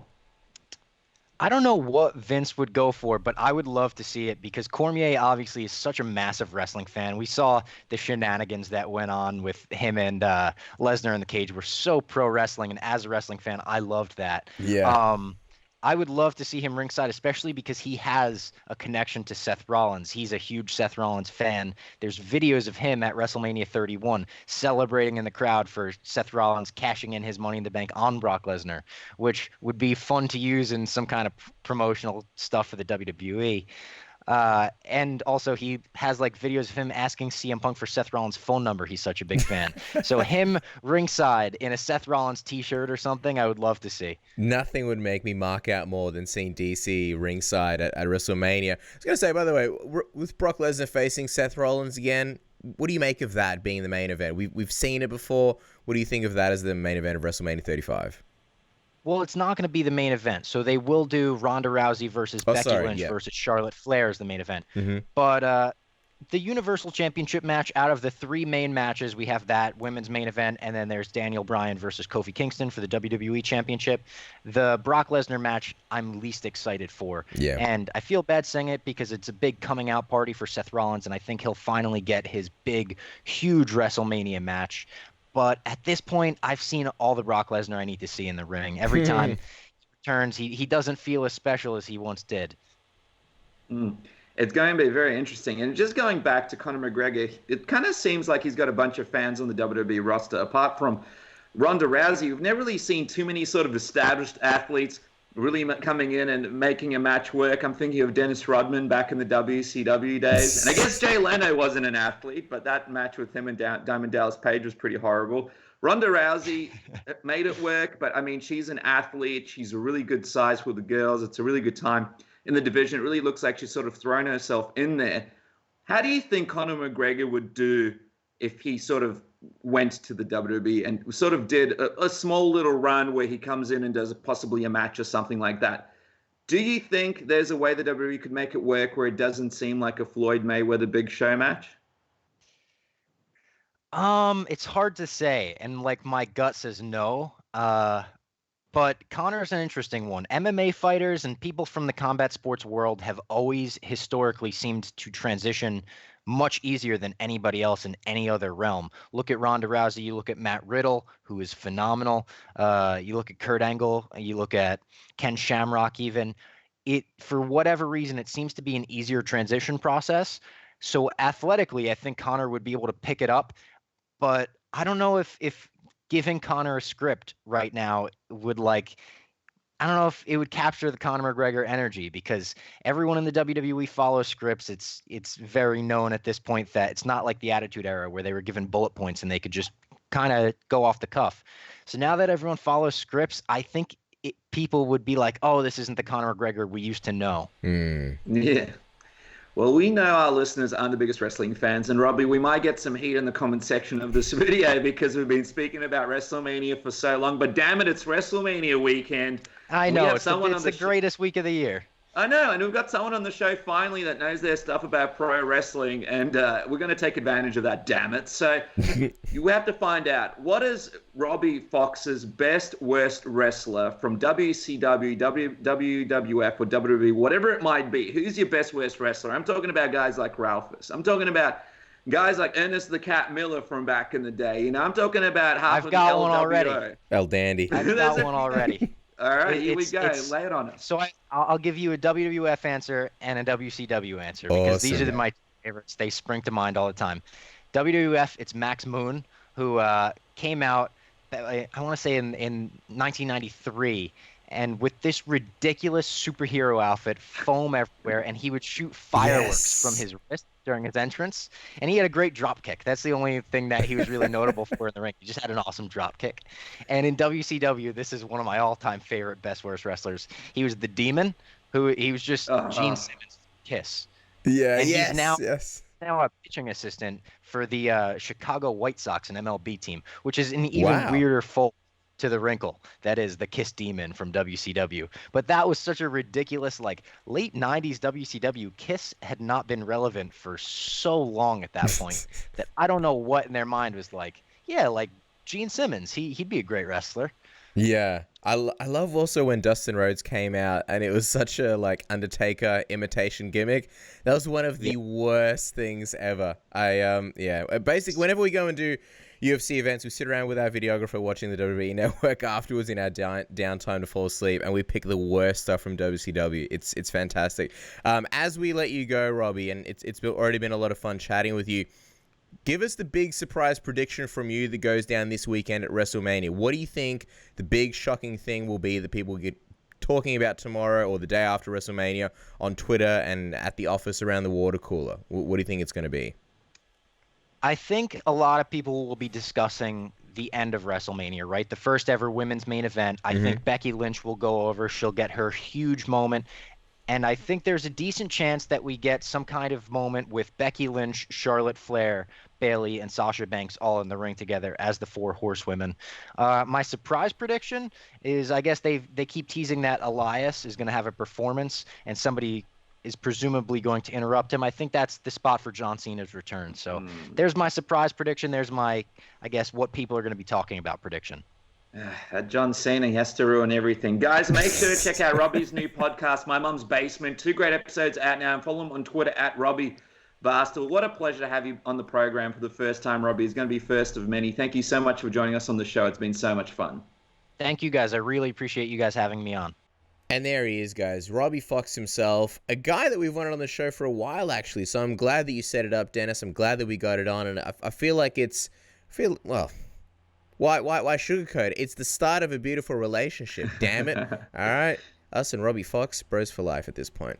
No, you're right. It's a lot of fun having Robbie on the program. Excited to see what happens next. And a big thank you to all of our listeners for tuning into Submission Radio 2-week break. And as we wrap up, Cass, some very, very, very quick WrestleMania predictions, WrestleMania 35. Now, everybody needs to keep in mind that I haven't actually watched pro wrestling, in a really long time. I think it's been a year since I've seen the last WrestleMania, yeah. But just quickly, and so I know nothing about anything. Actually, I'm surprised with half of these matchups. They seem so crap to me. So any MMA fans right now who are groaning like, ugh, wrestling stuff, look, we're all in the same boat, all right? You don't watch it, we don't watch it, no one watches it. So these are just fun predictions. That's right, and it's WrestleMania, damn it. So just quickly, WrestleMania Women's Battle Royal, no idea who's going to win that. So there's no prediction. Oh, okay, good. Daniel Bryan versus Kofi Kingston. I can't believe Kofi Kingston is versing Daniel Bryan for the WWE Championship. It's just ridiculous. Daniel Bryan. The Boss and the Hug Connection, but okay, we're just going to skip that one. Roman Reigns versus Drew McIntyre. Obviously, Roman Reigns. Bobby Lashley versus Finn Balor. Obviously, Finn Balor. Samoa Joe versus Rey Mysterio. Wow, that's a weird match to put on WrestleMania. And this is for the U.S. State Championship, United States Championship. All right. I don't know. We'll go Samoa Joe. Andre the Giant Memorial Battle Royal. Something to do with the Big Show. AJ Styles versus Randy Orton. Man, who's booking this thing? AJ Styles versus Randy Orton at WrestleMania. No implications, nothing. I mean, AJ Styles, I guess. Shane McMahon versus The Miz. In a false count anywhere match. No one wins in that match. Kurt Angle. You know what? I hope Shane McMahon jumps off something really, really big. I think that's. You know what? I have not watched pro wrestling in years. But here's my prediction. I don't even know what's going on. Here's the ending for that match. If it's a false count anywhere, just based on what you've told me, that is literally all the information I know. Shane McMahon is going to jump off something very big, land on The Miz, and pin him. Shane McMahon for the win. How's that for a prediction? I like that prediction, and I hope that happens. Kurt Angle versus Baron Corbin. This is Kurt Angle's final match ever as a pro wrestler, and it's against Baron Corbin. Oh, shit. I mean, seriously? I mean, obviously Kurt Angle's going to win it, but come on, guys. Seriously. Just quickly, a funny Kurt Angle story. Are you ready? Do you remember when we got the Kurt Angle signing, Dennis? Yeah.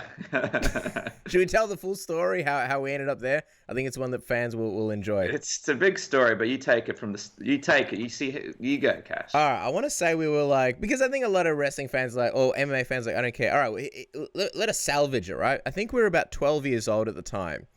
12 years old. Kmart was having a signing with Kurt Angle. It was free. You just had to go and pick up a ticket. Ticket didn't cost anything. But because we were 12, we didn't drive, and it was far away, and our parents couldn't take us there. Well, Dennis's parents, my parents couldn't take us there. Stupid, lazy parents. So we're like, well, we don't want to miss out on this signing. So we called up Kmart, and they're like, yeah, we don't do holds. You have to come physically in store. I guess they want you to buy their shit. So then we called up Kmart under false names and aliases. I don't think we used. I think it was like we're from Friday Night Slam. That was the show we claimed to be from. Mike Sanders and some other fake name. We claimed that we had organized an interview with Kurt Angle, that we were basically media, and that there were 2 tickets to be, picked up from when we fly in from Sydney. And we were just checking to see if they were there. The person on the other end was like, obviously, I don't know what you're talking about. And then we proceeded to get very angry about this and say, well, we're coming from Sydney. Like, this has all been organized. What are you talking about? So the conversation went from them blowing us off to kind of taking it seriously and them going, let me speak to my manager, blah, blah. So we got put on hold and we were like, well, this is interesting.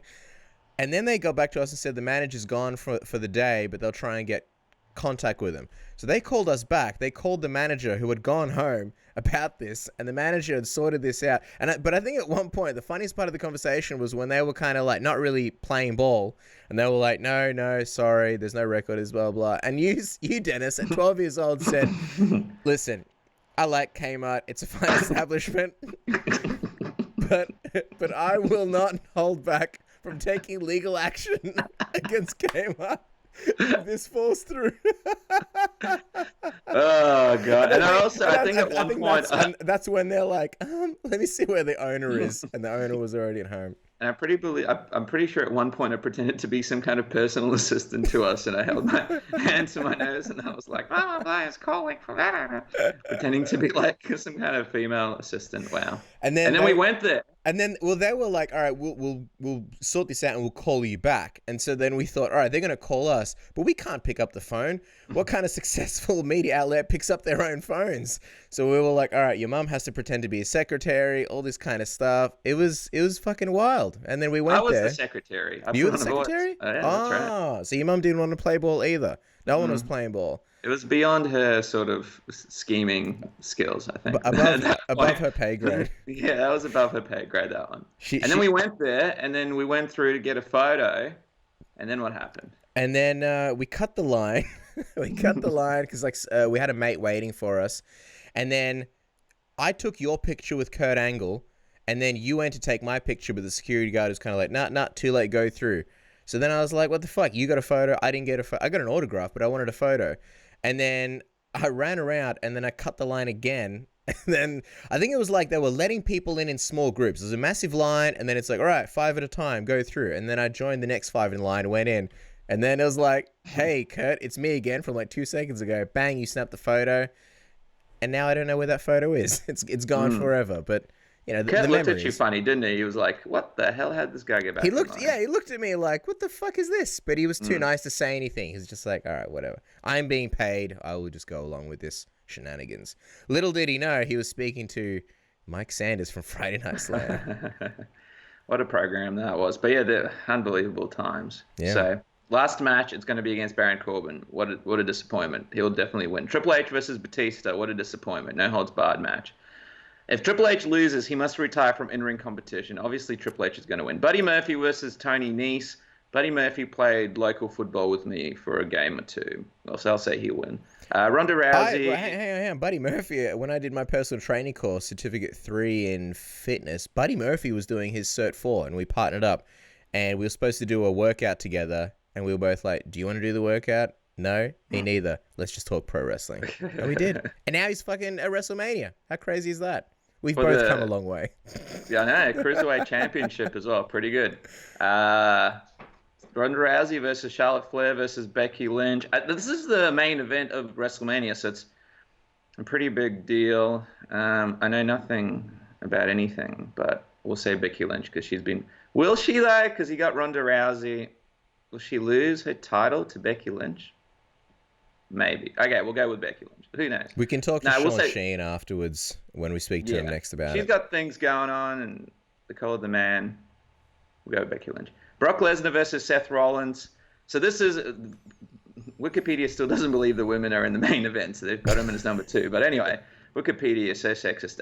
Brock Lesnar versus Seth Rollins, single match for the Universal Championship. I have to say, these guys have had so many matches against each other and stuff. Yeah. Look, I have to disagree with Robbie. Like, I want to see Brock Lesnar beat Seth Rollins. How disappointing would that be? Seth Rollins beating But I guess it makes sense because then he'll go to the UFC, and it's better for the fans if he loses. All right, so we'll say Seth Rollins is going to win. And then he goes on to the UFC and has a match with a fight with Daniel Cormier. And who knows, maybe Daniel Cormier is those are my predictions for WrestleMania. Not if Colby Covington is to be believed. He was pretty adamant that Brock Lesnar's staying. I wonder what he knows that we don't know. Probably a lot of things. Really, no one got anything out of those predictions. No. But can you put money on wrestling? I don't know. Anyway, you probably can in some guy's house in the backyard. But that's it. WrestleMania, check it out. Yeah, I guess I'm a bit less excited after reading some of those matches, but that's okay. That's okay. Oh, yeah, and John Cena's versing someone. They won't announce it. How exciting. They probably think if we don't announce it, he's versing. People are more likely to tune in than if they knew that he had a proper match on the card. Yikes. So, it would be good. No Undertaker here. It would be good if it was some kind of Undertaker thing. But anyway. I knew something was missing. Bring back the Undertaker. John Cena and the Undertaker. One more time. That's it. It'll be like the Ken Shamrock, Horace Gracie fight. All right. So that is the end of Submission Radio, guys. A big thank you for tuning in. Next week, we'll have you a 236 preview show. With that, be safe. Enjoy WrestleMania. And thanks for checking out another episode of Submission Radio.